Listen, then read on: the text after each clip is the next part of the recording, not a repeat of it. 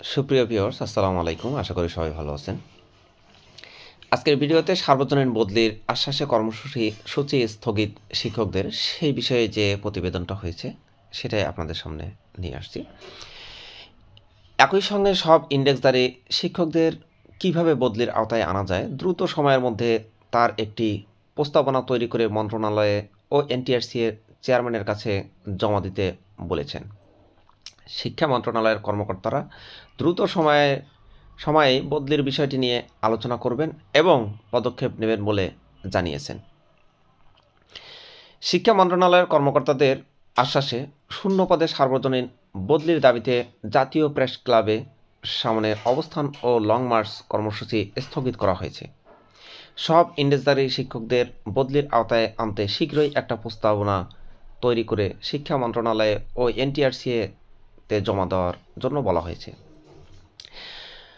রোববার 19 জানুয়ারি দুপুরে বদলি প্রত্যাশী শিক্ষকদের এমন আশ্বাস দেওয়া হয়। এর আগে শিক্ষকদের পক্ষে 7 সদস্যের একটি প্রতিনিধি দল শিক্ষা মন্ত্রণালয়ে আলোচনায় যান।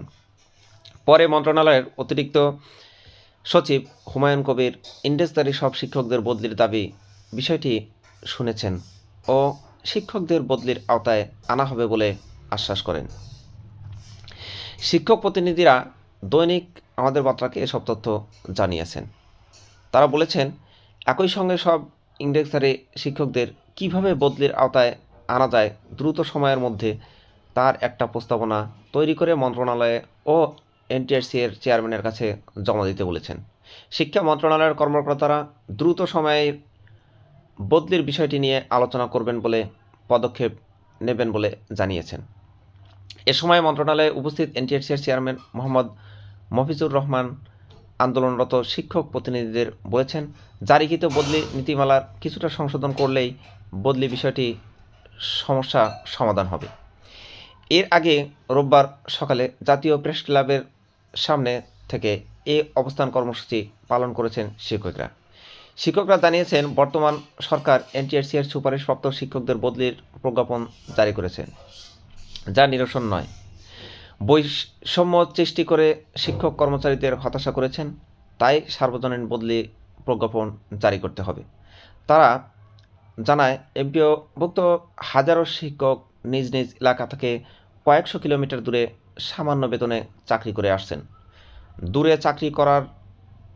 দূরে চাকরি করায় তাদের নানা ধরনের সমস্যায় মানসিকভাবে চরম হতাশাগ্রস্ত হয়ে পড়েছেন, যার ফলে ক্লাসে পাঠদান কার্যক্রমে মনোযোগ নষ্ট হয়ে যাচ্ছে।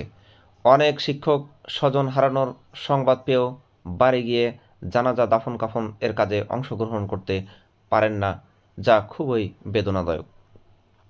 শিক্ষকরা জানান, বদলি প্রত্যাশীরা এই নীরব কান্না বুকে ধারণ করে মনোকষ্ট নিয়ে চাকরি করছেন, অথচ বদলি চালু করতে সরকারের কোনো আর্থিক বাজেটের প্রয়োজন নেই। 2021 এর এমপিও নীতিমালায় আগে সব নীতিমালায় এমপিওভুক্ত ইন্ডেক্সধারী শিক্ষকদের বদলি চালুর বিষয়টি উল্লেখ ছিল। 1 আগস্ট শুধুমাত্র এনটিআরসি এর সুপারিশপ্রাপ্ত পারস্পরিক বদলির প্রজ্ঞাপন দেওয়া হয়, যা 1% শিক্ষকের উপকারে আসেনি। বর্তমান সরকারের সঙ্গে বরাবর যোগাযোগ করলে সার্বজনীন বদলির আশ্বাস দিয়েই শুধুমাত্র এনটিআরসি এর সুপারিশকৃত শিক্ষকদের বদলির প্রজ্ঞাপন জারি করে বৈষম্য নিরসনের পরিবর্তে বৈষম্য সৃষ্টি করে শিক্ষক কর্মচারীদের হতাশা করে। শিক্ষক কর্মচারীদের জন্য ক্রান্তিলগ্নে এই সরকারের সহযোগিতা ও সমর্থন প্রত্যাশা করছি। আমাদের কেউ উপদেষ্টাকে ভুল বুঝিয়ে বলে দাবি করে আন্দোলনরত শিক্ষকরা। সুপ্রিয় দর্শক বন্ধু, এই ছিল এখনকার মতো। নেক্সট আপডেট দেখার নিমন্ত্রণ জানিয়ে বিদায় নিচ্ছি। সবাই ভালো থাকুন, সুস্থ থাকুন। আল্লাহ হাফেজ।